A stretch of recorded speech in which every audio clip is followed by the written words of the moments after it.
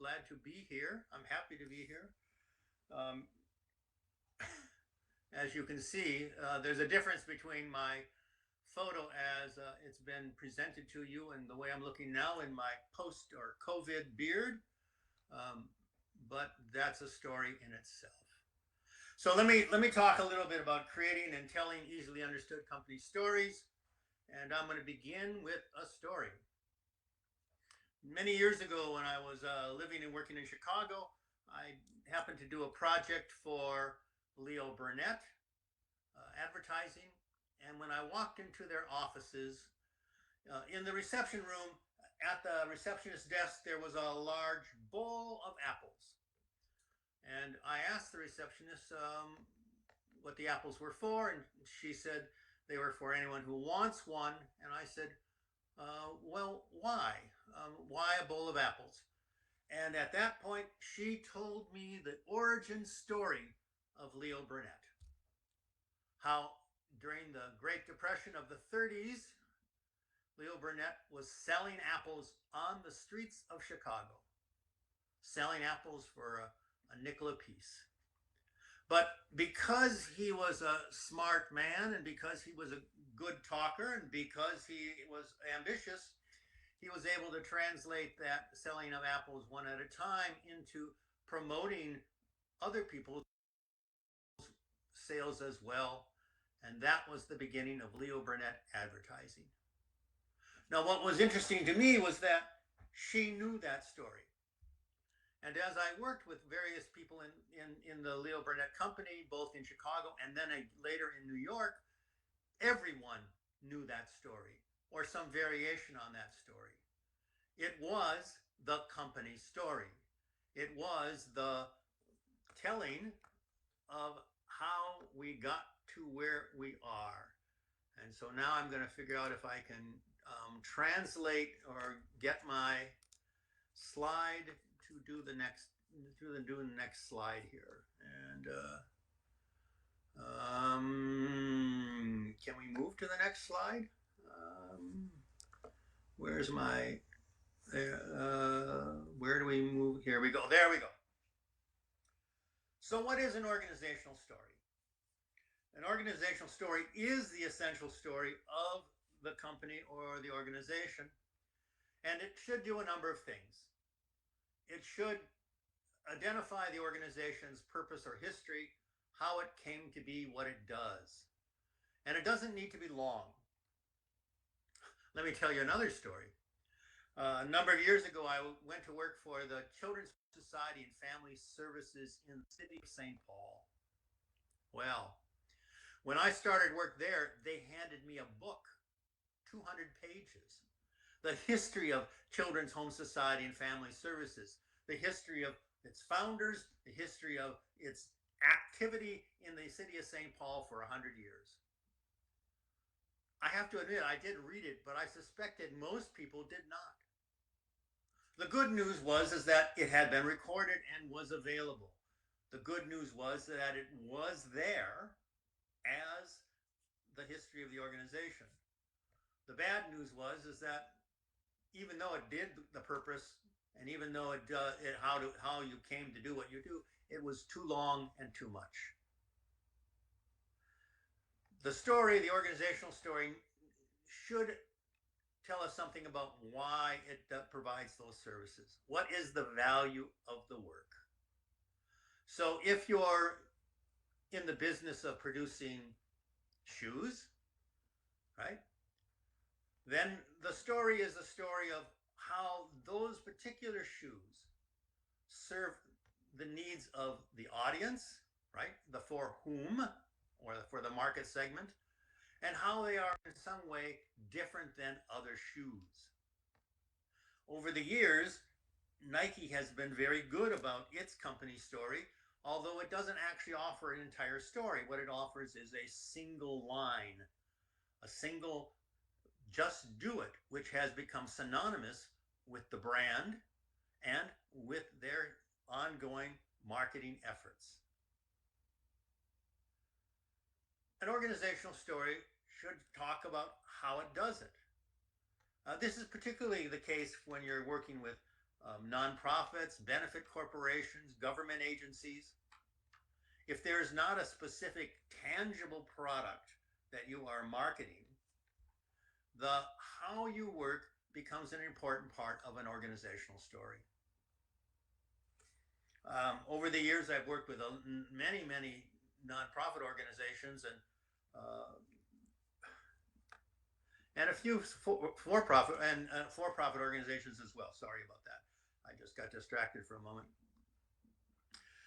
With these elements, the organizational story provides history, but communicates purpose, values, and outcomes. So let me talk about an example of something that is particular, and that is that the organizational story does not need to be a single story. It does not necessarily need to be an only story. I'll come to this in more detail in a little bit. Let me see. Can we get to the next slide, please? Let's see. Next slide. There we go. So the best stories are clear, inspiring, meaningful, and relate to the human. Now, it doesn't make a difference whether you're selling shoes or whether you're selling a particular kind of service. The getting to the human is what makes the story compelling and what makes it engaging. So, as an example, I did a project for Sanofi Aventis. It was for one of their product lines, which happened to be a blood thinner. And I was working with the marketing department, the sales force. And the question became, what is the essential organizational story in relationship to that segment of the market? When I was talking with them on the phone doing the preliminary research, the guy who I was talking to said, yeah, we're having some problem with data sets.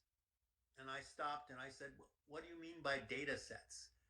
And he says, well, patients. And I stopped him and I said, well, this is the first thing that we're going to do is in dealing with the stories and the organization of this and this drug product. We don't talk about data sets. We talk about patients. Because what people are buying is the surety of knowing that your product will help a specific human being, whether it is them or someone they know or someone they serve or someone who they have some kind of a transactional relationship with, to get better. And so I began working with the sales force, and we began having them tell examples of when they had the experience of the drug making a difference in someone's life. From that initial sort of sorting out, they voted on the best story at each table. From the voting on best story at each table, those stories were all told to everyone. And what was lovely about it is that there was a mix of stories in terms of how the product had efficiency. But every one of those stories was clear that there was the Sanofi Aventis drug, and there was a need, and that drug and that need were matched by the salesperson, right? They were inspiring in that they gave you a clear reason to say, okay, this is the result.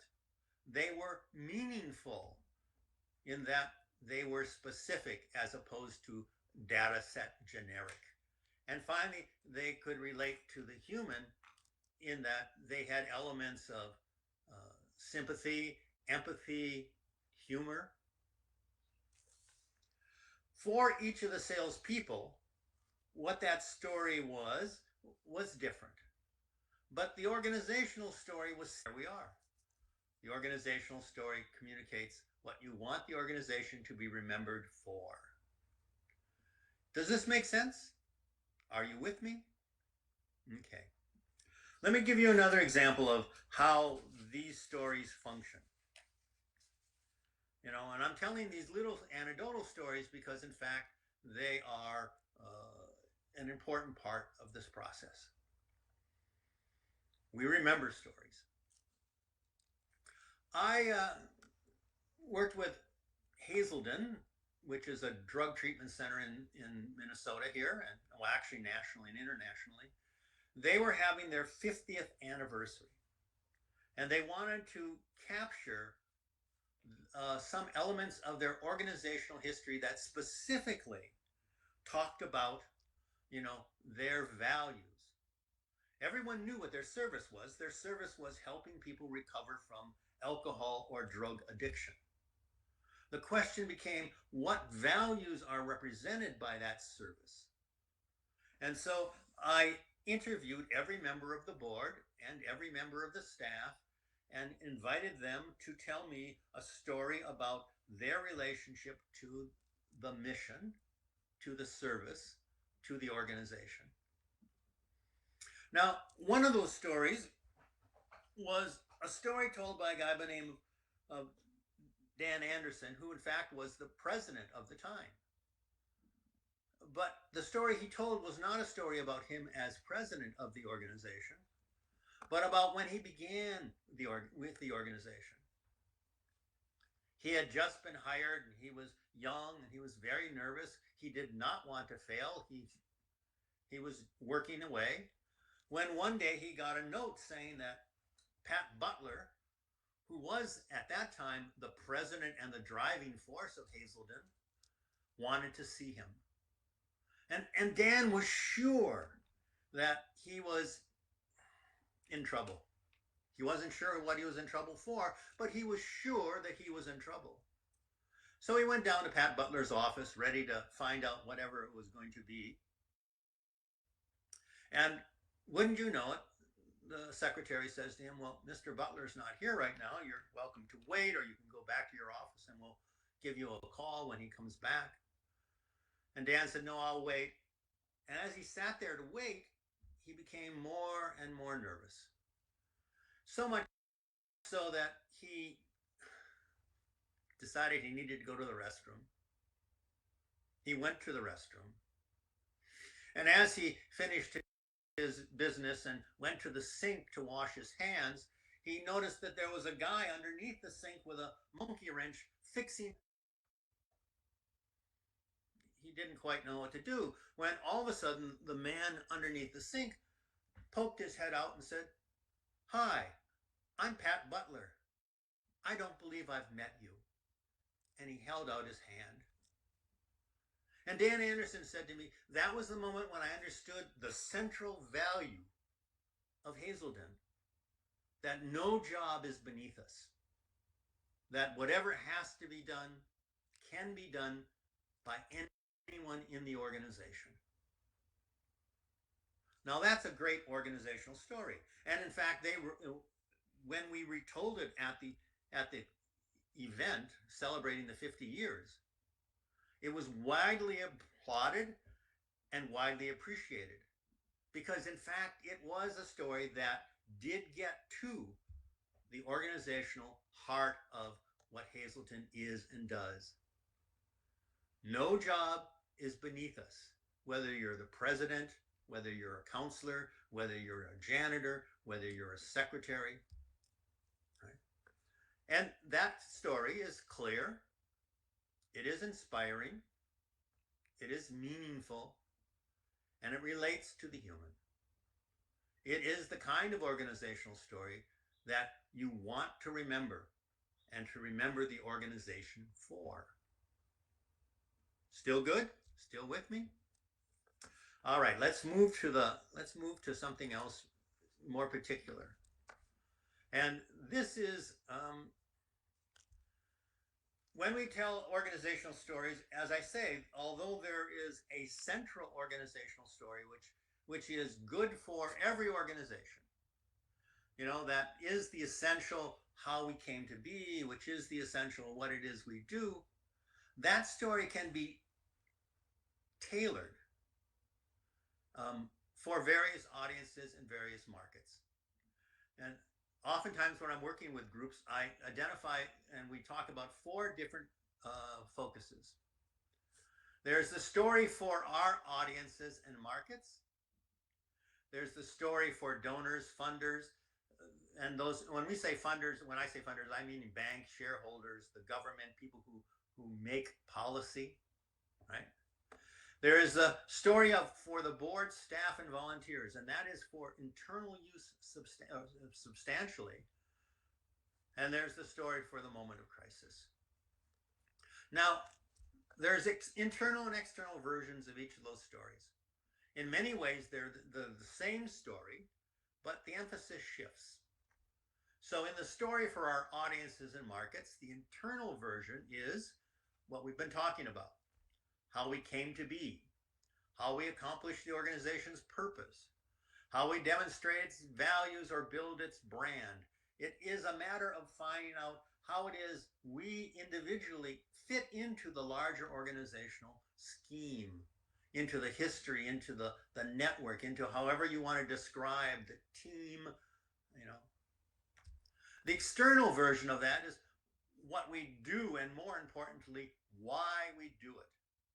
This is where, in terms of the market or in terms of audiences, the why we do it comes into play.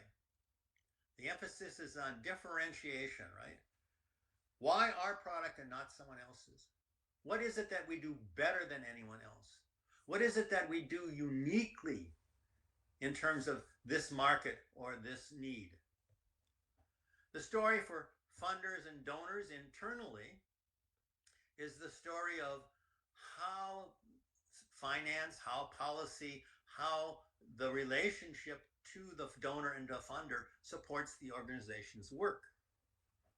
The emphasis is on gratitude and acknowledgement.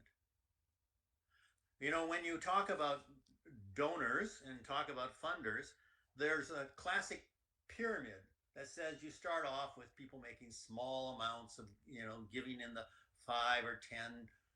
And then as they age and as they build the relationship, they go up the pyramid and the gifts get larger and larger until they leave you a bequest when they die.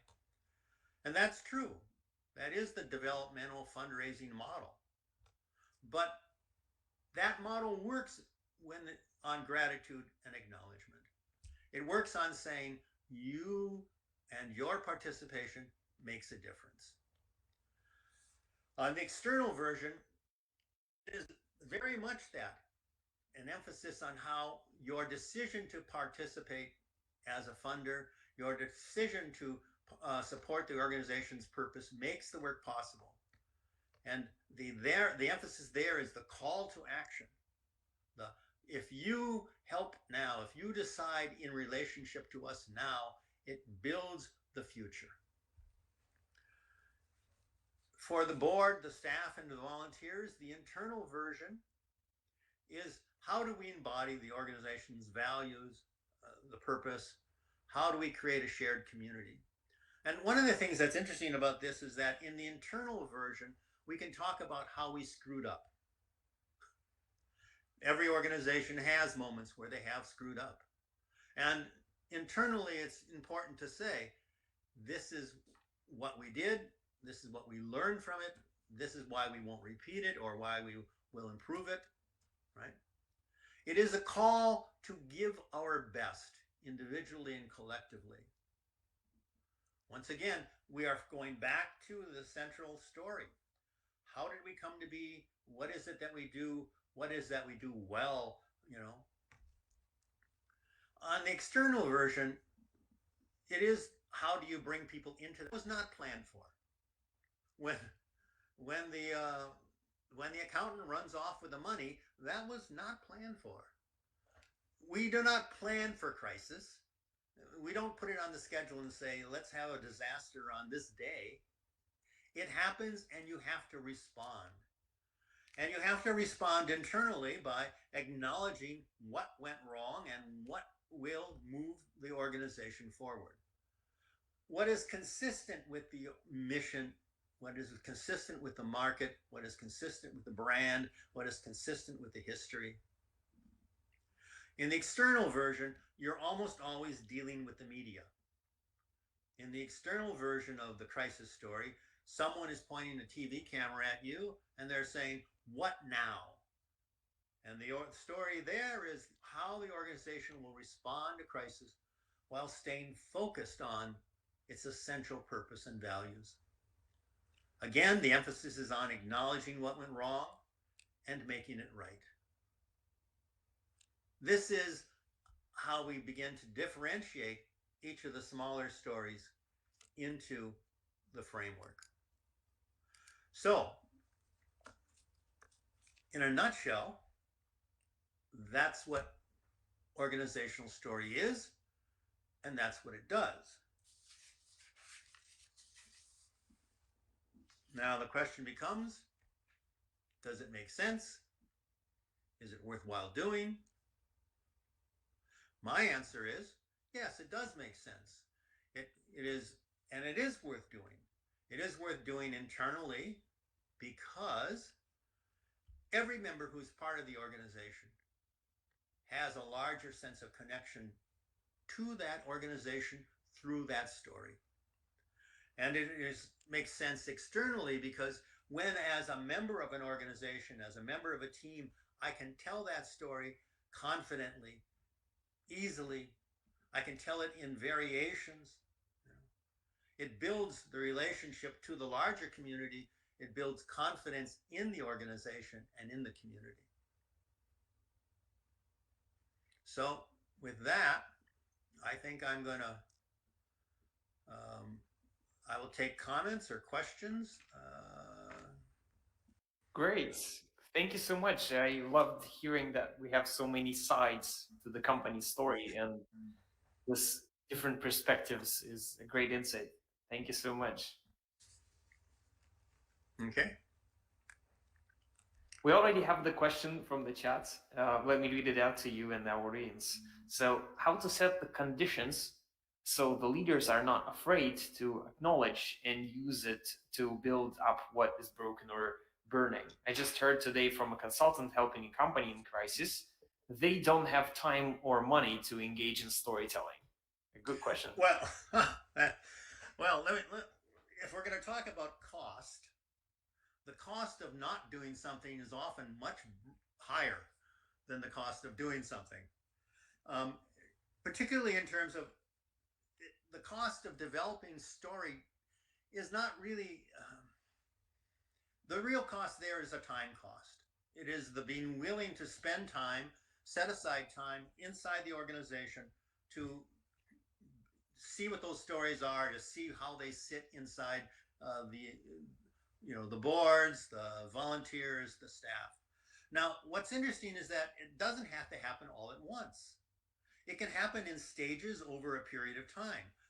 There are a number of organizations who, as part of regularly collect stories from their staff, right? It's kind of like if you have an example of when we went above and beyond our usual call of service, or when you solved a crisis, make a little memo and send it off to HR or send it off to the oral historian in the organization, to some designated person who collects them and begins to look at them.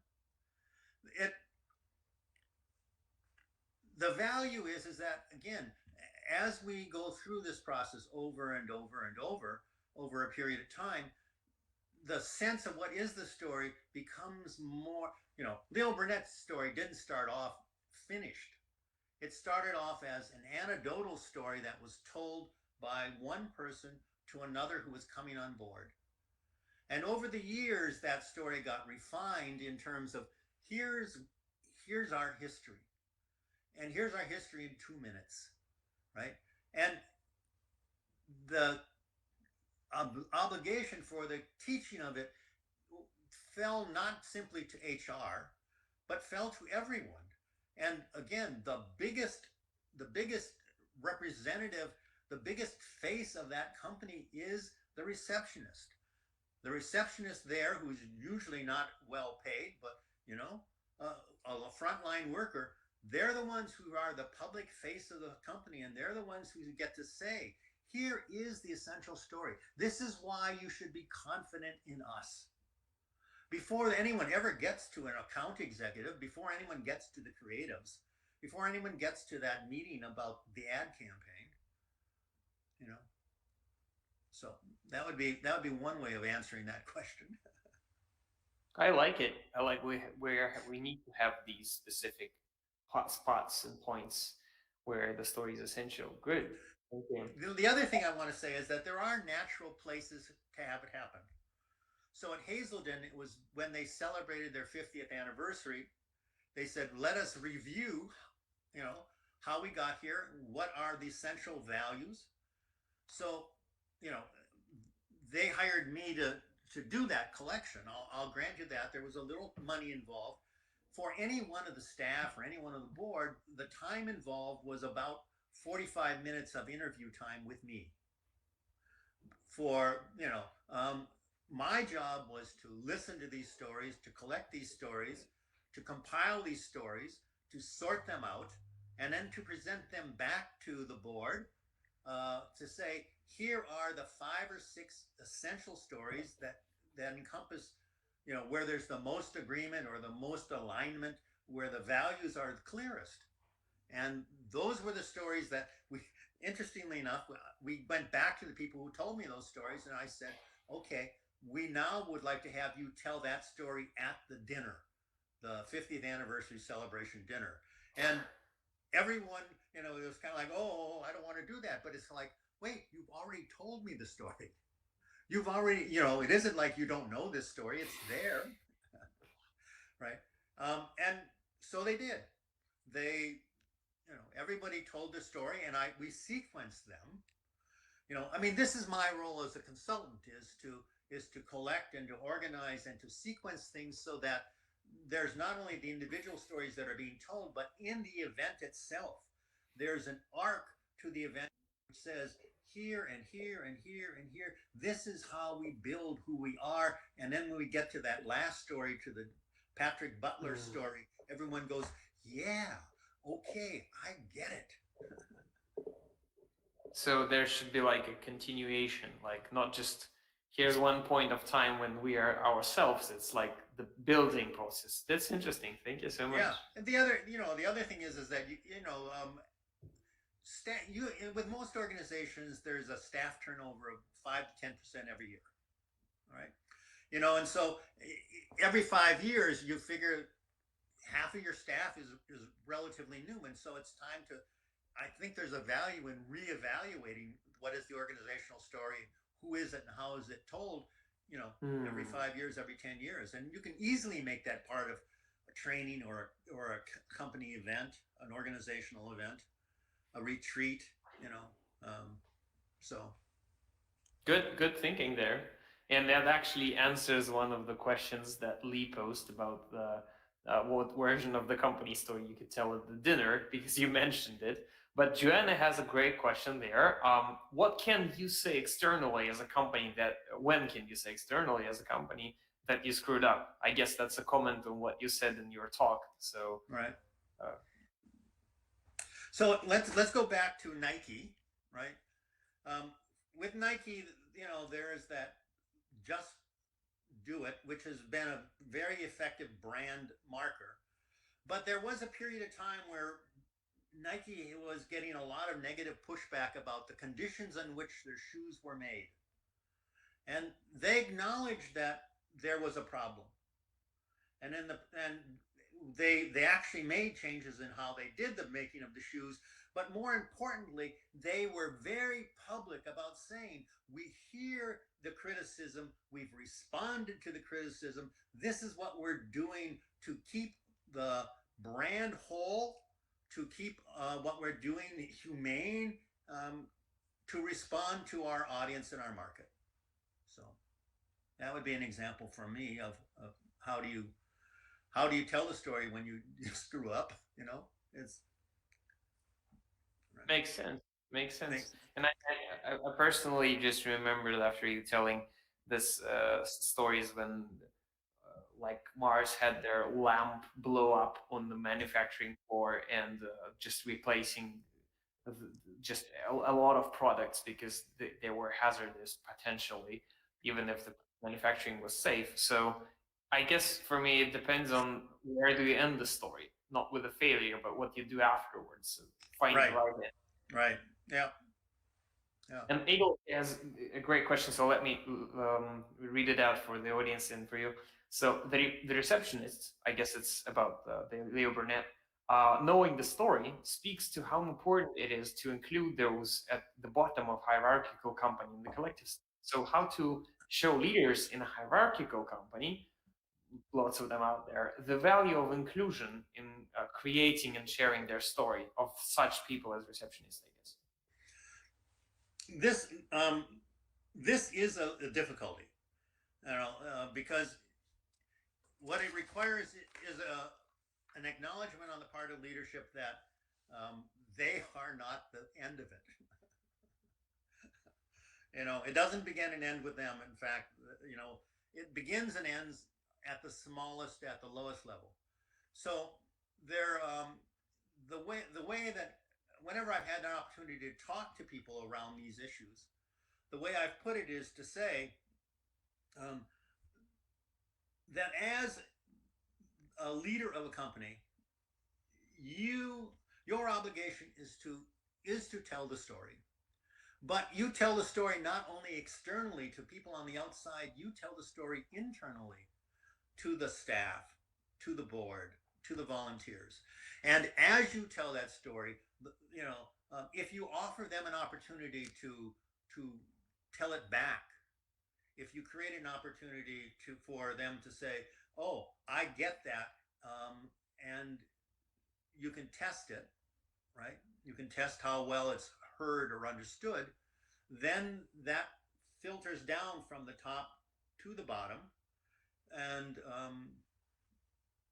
but I will admit it is difficult because a lot of times leadership, unfortunately, has a lot of ego involved in, um, you know, in and the worst are founders. Let me be clear about that. So when you are the founder of a company, when do you leave? When do you retire? When do you let go? This is a really fundamental organizational problem, and it's difficult to. A couple of times I've worked with organizations that have been facing this, and the only story I can tell them is the story of um, companies where the founders saw that things had changed, times had changed, they got tired, they were no longer making the same kind of decisions, and they made a conscious decision to turn over leadership. But you can't just turn over leadership and stay around. You have to turn over leadership and go away, because otherwise that the temptation is always there to keep putting your finger back into the pie. So I like yeah. that we're going in that direction because that's actually where we've left off before the break. Lemur Shipley was talking a lot about how it's not about you, but about somebody else, about the identity of the company as itself. So yeah, and Egel is writing that sounds like leadership needs to care about what their people know and care about to craft an organizational story together. Uh, and there's the second question there. How then can you honor the founders and their work and yet gently and firmly invite them to enjoy their retirement? Honor the old story, but write a new one. Oh, tricky questions. Tricky questions there. Right. Well, it is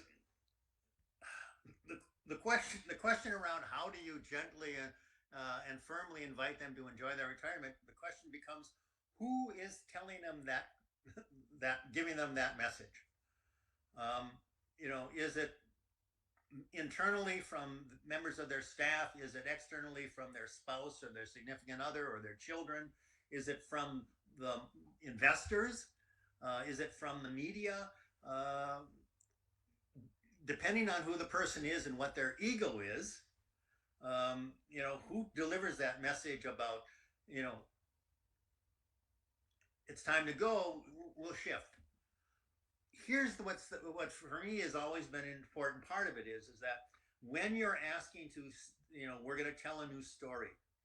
The best part of it is when you say to someone, if you want this company to flourish after you're gone, and you will be gone at some point. If you don't go voluntarily, you'll die.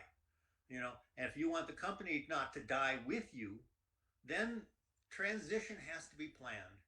Transition has to, what that story is becomes the it is going back to one of your presentations from yesterday. It becomes the heroic story or the magician story. We transform ourselves, right? The company remains, but how the company is internally seen, how it talks about itself, who we look to for the leadership, that is what gets transformed and shifted. And that's the story we emphasize. Not that someone is old and tired or made can't work anymore or isn't brilliant, and there's the one, isn't brilliant anymore, but right, because we all think we're brilliant. But rather, if we see the organization as more than the sum of the parts. And that's one of the things about we're telling the organizational story for. We're telling the organizational story to emphasize that more than any one individual, the arc of the company, the arc of the organization in history is the story of someone rising to meet a challenge, successfully, responding and moving forward. Okay. Bravo. Thank you so much. Tricky questions got their answers.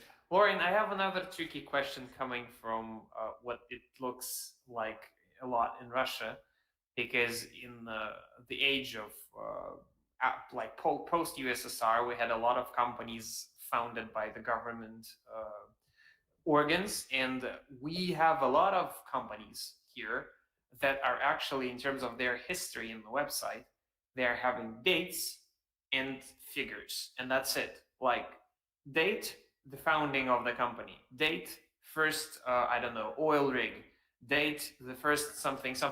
That's just chronology, and nobody at the company ever knows it. Even the CEO, who is just a hired figure, he's unaware. He's just there for the numbers. And if you have seen such companies, just put the flyer there, because I think it's not typically only a Russian thing. I think it's international to some extent.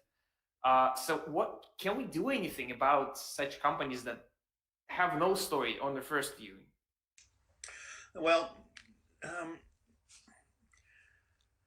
I have two responses to that. One of them is that it is an invitation. If the company has no story, it's an invitation to say, here's the value of having a story. It may beyond the numbers.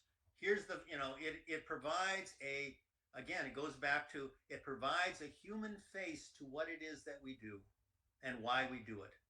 If you suppose your only function is to produce oil, right? So you're pumping it out of the ground and you're shipping it somewhere and you're selling it. That's all well and good, but the story of the company is who is working, who is taking the oil, who's working the rigs, who's working the trains, who's, how do we make this product available and valuable through the specifics of the staff, the people, the employees, the workers, right? So there's an invitation for that and the reason you do that is to build public relations, to build identity, to build brand identity, to build your market. People want to have a connection to other people and to work well done. So the second response I have is that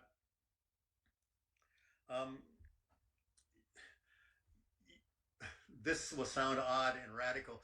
You treat it like a fairy tale. We don't go for the literal, we go for the metaphorical. This company this company, out of the chaos of time, or out of the shifting of, when the world turned upside down in Moscow, or turned in Leningrad, you know, there became an opportunity for something new, for something else, and that was this company. So Well, we could always go there, but again, yeah, that's kind of radical. For me, yeah, it's always it is. And I mean, if I, it would take a really long time to sort of spell out how that works, and why it works. yeah, But nonetheless, you know, it is an option to not treat these things as literally historical, but as ahistorical and metaphoric. yeah, agreed. So we are having the last question from Ted Burke, and where I'm going to ask you this traditional question that I have. So Ted is asking, what is the most common obstacle or obstacles standing in the way of the company's narrative and successful storytelling? And how would you advise to overcome it? The most common obstacle is that people think that it's one and done. We only have to do this once, as opposed to this is an ongoing process. As the years go by, as the circumstances change, as our product lines change, the how do we talk about ourselves, how do we see ourselves, that will change as well. So, Like keeping this project going. It's not yeah, one or and coming done. back to it periodically. Again, every 5 years, every 10 years. Let's say, what is our story? What is our, you know, I did a project with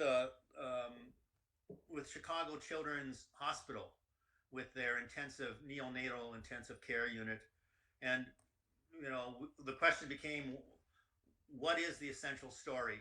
And at that time, because of the circumstances in Chicago and the drug crisis, the central story was is that we have all these babies that are addicted, born addicted, and our central function is to bring them out of addiction so that they can have a happy childhood, or can have a healthy childhood. Well, that crisis passed, and after it passed, then the question became, well, what is our central story now?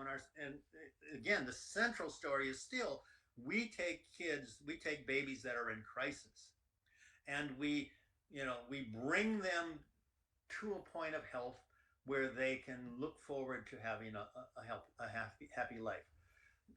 So we don't need to talk about the addiction crisis anymore. We can simply move to the next stage and focus on that, right? So Lovely. Lovely. Thank you so much. Great answer. Loren, thank you so much. It was such a pleasure. And I'm just going to leave some links that you've sent me for our audience to contact you. If you liked it, please press the fire to support us. And I'll having the last question for you. So let's imagine Her Majesty's story came alive to teach leaders one thing and one thing only. right, That one thing would be. that one thing is that it's all story. It's always story from the start. Story is what we use as human beings to organize chaos. It's how we make sense of the world. It is how we make sense of ourselves. And if we don't acknowledge it, the story then kind of runs roughshod. Lovely. Thank you so much. All right. That was Loren Niemi, and thank you so much for joining the Songers. Thank you. It was a great pleasure. Although I can't see the people who are watching us, all my best wishes. Be well.